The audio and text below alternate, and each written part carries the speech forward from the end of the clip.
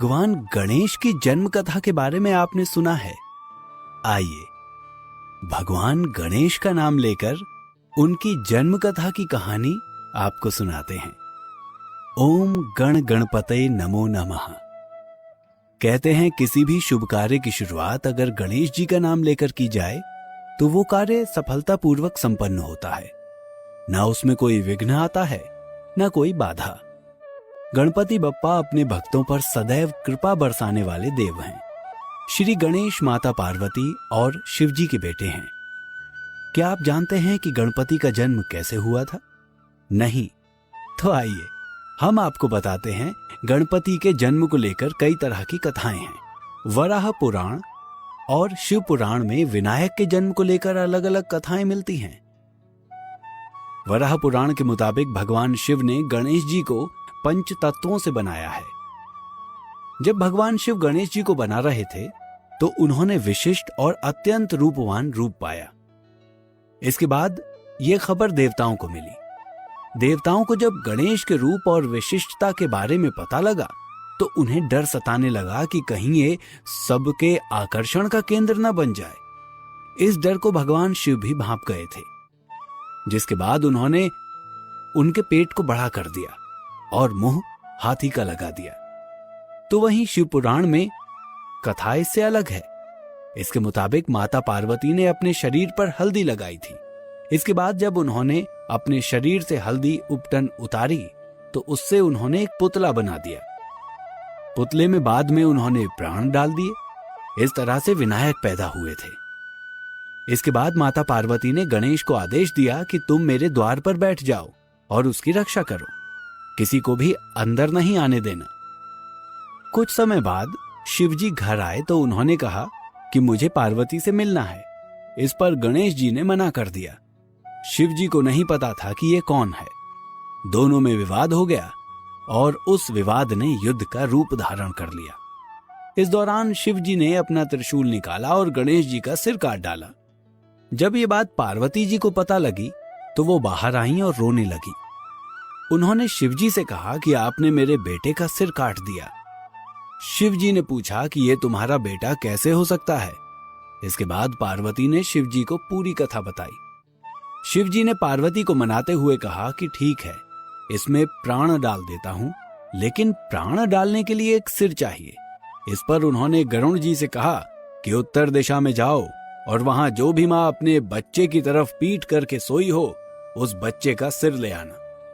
गरुण जी भटकते रहे पर उन्हें ऐसी कोई मां नहीं मिली, क्योंकि हर मां अपने बच्चे की तरफ मुंह करके सोती है। अंततः एक हथनी दिखाई दी। हथनी का शरीर का प्रकार ऐसा होता है कि वो अपने बच्चे की तरफ मुंह करके नहीं सो सकती। गरुण जी उस शिशु हाथी का सिर ले आए।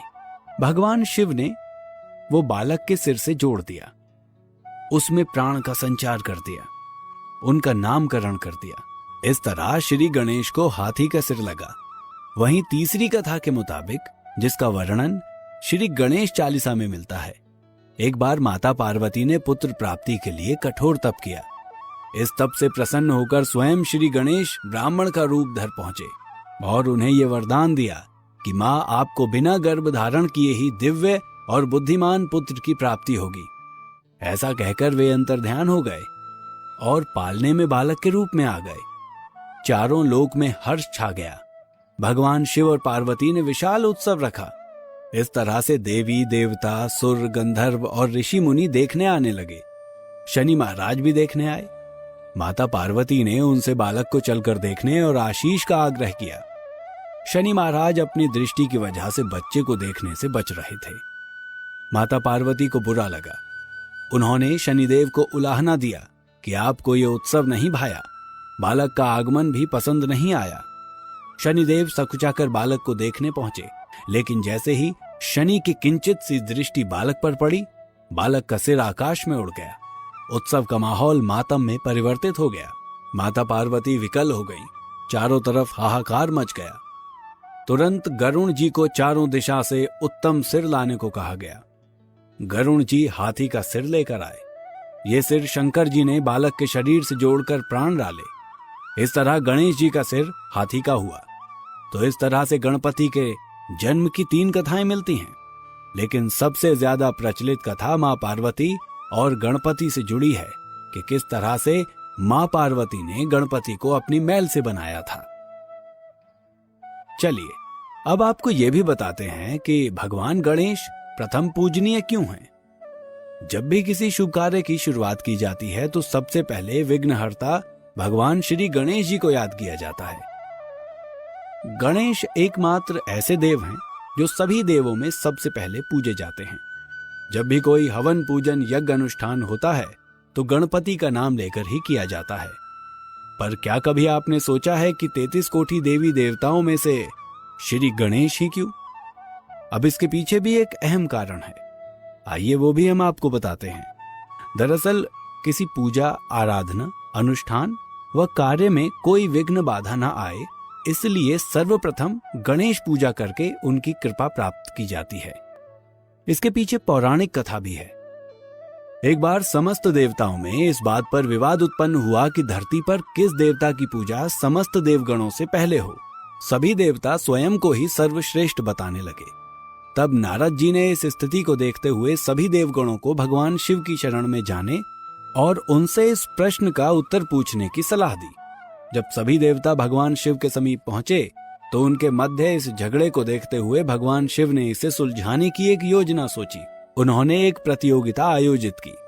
सभी देवगणों को कहा गया कि वे सभी अपने अपने वाहनों पर बैठकर इस पूरे ब्रह्मांड का चक्कर लगाकर आए। इस प्रतियोगिता में जो भी सर्वप्रथम ब्रह्मांड की परिक्रमा कर उनके पास पहुंचेगा वही सर्वप्रथम पूजनीय माना जाएगा। सभी देवता अपने अपने वाहनों को लेकर परिक्रमा के लिए निकल पड़े। गणेश जी भी इसी प्रतियोगिता का हिस्सा थे, लेकिन गणेश जी बाकी देवताओं की तरह ब्रह्मांड के चक्कर लगाने की जगह अपने माता पिता शिव पार्वती की 7 परिक्रमा पूर्ण कर उनके सम्मुख हाथ जोड़कर खड़े हो गए। जब समस्त देवता अपनी अपनी परिक्रमा करके लौटे तब भगवान शिव ने श्री गणेश को प्रतियोगिता का विजयी घोषित कर दिया। सभी देवता ये निर्णय सुनकर अचंभित हो गए और शिव भगवान से इसका कारण पूछने लगे। तब शिवजी ने उन्हें बताया कि माता पिता को समस्त ब्रह्मांड एवं समस्त लोक में सर्वोच्च स्थान दिया गया है, जो देवता व समस्त सृष्टि से भी उच्च माने गए हैं। तब सभी देवता भगवान शिव के इस निर्णय से सहमत हुए। तभी से गणेश जी को सर्वप्रथम पूज्य माना जाने लगा। यही कारण है कि भगवान गणेश अपने तेज बुद्धि बल के प्रयोग के कारण देवताओं में सर्वप्रथम पूजे जाने लगे।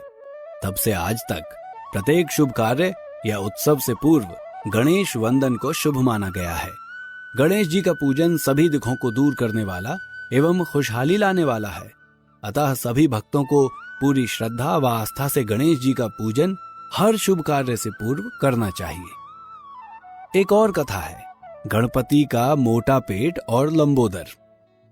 गणपति जी विघ्नहर्ता हैं, दुख हरता हैं। सभी धार्मिक कार्यों को करने से पहले गणपति जी की पूजा की जाती है। भगवान गणेश को सदैव बुद्धि का देवता माना जाता है। उनकी पूजा अर्चना उपासना से जीवन की सभी बाधाएं और मुश्किलें दूर होती हैं। उन्हें मोदक, लड्डू और केले बहुत प्रिय हैं और ये अपने भक्तों से जल्द ही प्रसन्न हो जाते हैं। भक्तों पर कृपा बरसाने वाले गणपति के अनेक रूप और अनेक नाम हैं।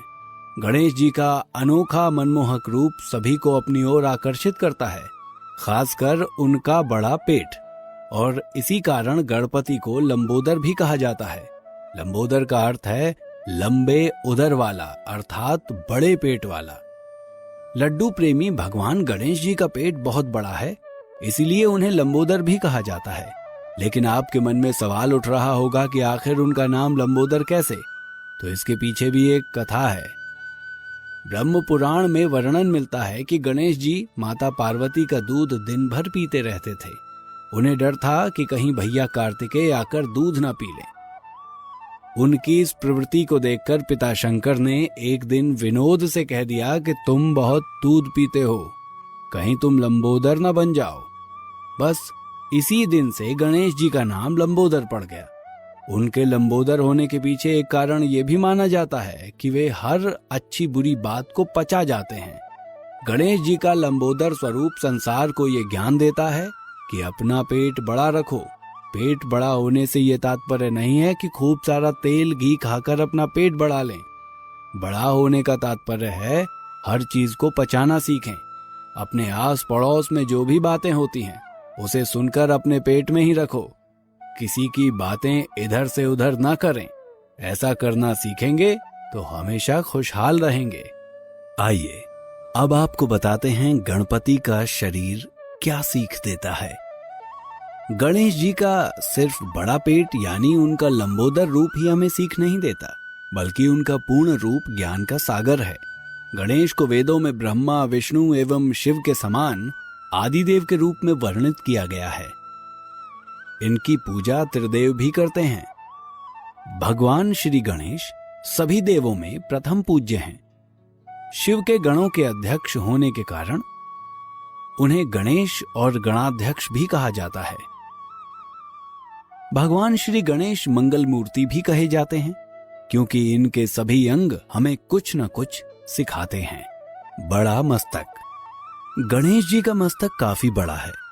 बड़े सिर वाले व्यक्ति नेतृत्व करने में योग्य होते हैं। उनकी बुद्धि कुशाग्र होती है। गणेश जी का बड़ा सिर ये भी ज्ञान देता है कि अपनी सोच को बड़ा बनाए रखना चाहिए। छोटी आंखें। गणपति की आंखें छोटी हैं। छोटी आंखों वाले व्यक्ति चिंतनशील और गंभीर प्रकृति के होते हैं। गणेश जी की छोटी आंखें ये ज्ञान देती हैं कि हर चीज को सूक्ष्मता से देख परख कर ही कोई निर्णय लेना चाहिए। ऐसा करने वाला व्यक्ति कभी धोखा नहीं खाता। सूप जैसे लंबे कान। गणेश जी के कान सूप जैसे बड़े हैं, इसलिए इन्हें गजकर्ण एवं सूपकर्ण भी कहा जाता है। विज्ञान के अनुसार लंबे कान वाले व्यक्ति भाग्यशाली और दीर्घायु होते हैं। गणेश जी के लंबे कानों का एक रहस्य यह भी है कि वो सबकी सुनते हैं, फिर अपनी बुद्धि और विवेक से निर्णय लेते हैं। बड़े कान हमेशा चौकन्ना रहने के भी संकेत देते हैं। गणेश जी के सूप जैसे कान से ये शिक्षा मिलती है कि जैसे सूप बुरी चीजों को छांट कर अलग कर देता है, उसी तरह जो भी बुरी बातें आपके कान तक पहुंचती हैं उसे बाहर ही छोड़ दें। बुरी बातों को अपने अंदर ना आने दें। गणपति की सूंड। गणेश जी की सूंड हमेशा हिलती डुलती रहती है, जो उनके हर पल सक्रिय रहने का संकेत है। ये हमें ज्ञान देती है कि जीवन में सदैव सक्रिय रहना चाहिए। जो व्यक्ति ऐसा करता है उसे कभी दुख और गरीबी का सामना नहीं करना पड़ता। शास्त्रों में गणेश जी की सूंड की दिशा का भी अलग अलग महत्व बताया गया है। मान्यता है कि जो व्यक्ति सुख समृद्धि चाहते हों उन्हें दाईं ओर सूंड वाले गणेश जी की पूजा करनी चाहिए। शत्रु को परास्त करने एवं ऐश्वर्य पाने के लिए बाईं ओर सूंड वाले गणेश जी की पूजा लाभप्रद होती है। बड़ा उदर। गणेश जी का पेट बहुत बड़ा है, इसी कारण उन्हें लंबोदर भी कहा जाता है। लंबोदर होने का कारण यह है कि वे हर अच्छी और बुरी बात को पचा जाते हैं और किसी भी बात का निर्णय सूझबूझ के साथ लेते हैं। अंग विज्ञान के अनुसार बड़ा उदर खुशहाली का प्रतीक होता है। गणेश जी का पेट हमें यह ज्ञान देता है कि भोजन के साथ ही साथ बातों को भी पचाना सीखें। जो व्यक्ति ऐसा कर लेता है वो खुशहाल रहता है। एक दंत। बाल्यकाल में भगवान गणेश का परशुराम जी से युद्ध हुआ था। इस युद्ध में परशुराम ने अपने फरसे से भगवान गणेश का एक दांत काट दिया। इस समय से ही गणेश जी एक दंत कहलाते हैं। गणेश जी ने अपने टूटे हुए दांत को लेखनी बना लिया और इससे पूरा महाभारत ग्रंथ लिख डाला। ये गणेश जी की बुद्धिमत्ता का परिचय है। गणेश जी अपने टूटे हुए दांत से ये सीख देते हैं कि चीजों का सदुपयोग किस प्रकार से किया जाना चाहिए। इस प्रकार से गणपति के शरीर के सभी अंग हमें कुछ न कुछ सीख देते हैं। अब आपको कथा सुनाते हैं कैसे मूषक बना गणपति जी की सवारी। सभी देवताओं के पास एक से बढ़कर एक सवारियां हैं, लेकिन सबसे पहले पूजे जाने वाले भगवान गणेश यानी लंबोदर के पास एक छोटा सा मूषक ही क्यों? चलिए आपको बताते हैं कि आखिर क्यों श्री गणेश के पास ये सवारी है और कहां से आई, और असल में ये मूषक है कौन। एक प्रचलित कथा के अनुसार एक आधा भगवान और आधा राक्षस प्रवृत्ति का नर था क्रोंच। एक बार गलती से एक सभा के दौरान क्रोंच का पैर एक मुनि के पैरों पर रखा गया। इस बात से क्रोधित होकर उस मुनि ने क्रोंच को चूहे बनने का श्राप दिया। क्रोंच ने मुनि से क्षमा मांगी, लेकिन वो अपना श्राप वापस नहीं ले पाए। लेकिन उसने एक वरदान दिया कि आने वाले समय में वो भगवान शिव के पुत्र गणेश की सवारी बनेंगे। क्रोंच कोई छोटा मोटा नहीं बल्कि एक विशाल चूहा था। इसका आतंक इतना था कि वन में रहने वाले ऋषि मुनियों को भी वो बहुत परेशान किया करता था। इसी तरह एक दिन उसने महर्षि पराशर की कुटिया भी तहस नहस कर डाली। परेशान महर्षि पराशर इस समस्या के समाधान के लिए भगवान गणेश के पास गए और उन्हें सब कुछ बताया। गणेश जी ने चूहे को पकड़ने के लिए एक पाश यानी फंदा फेंका। उनका पाश चूहे को पकड़कर गणेश जी के सामने ले आया। गणेश जी ने चूहे से बोला कि अब तुम मेरे आश्रय में हो, इसीलिए जो चाहो मुझसे मांग लो, लेकिन महर्षि पराशर को परेशान न करो। इस पर घमंडी चूहे ने गणेश जी से कहा, मुझे आपसे कुछ नहीं चाहिए। हाँ, अगर आप चाहें तो मुझसे कुछ मांग सकते हैं। इस घमंड को देख गणेश जी ने चूहे से कहा कि वो उनकी सवारी बने। चूहे ने उनकी बात मानी और सवारी बनने को राजी हो गया। लेकिन जैसे ही गणेश जी उस चूहे के ऊपर बैठे, वो उनके भारी भरकम देह से दबने लगा। चूहे ने बहुत कोशिश की, लेकिन गणेश जी को लेकर एक कदम आगे न बढ़ सका। चूहे का घमंड चूर चूर हो गया और उसने गणेश जी से कहा, गणपति बप्पा, मुझे माफ कर दे, आपके वजन से मैं दब रहा हूं। इस माफी को स्वीकार कर गणेश जी ने अपना भार कम किया। इस तरह वो गणेश जी की सवारी बना।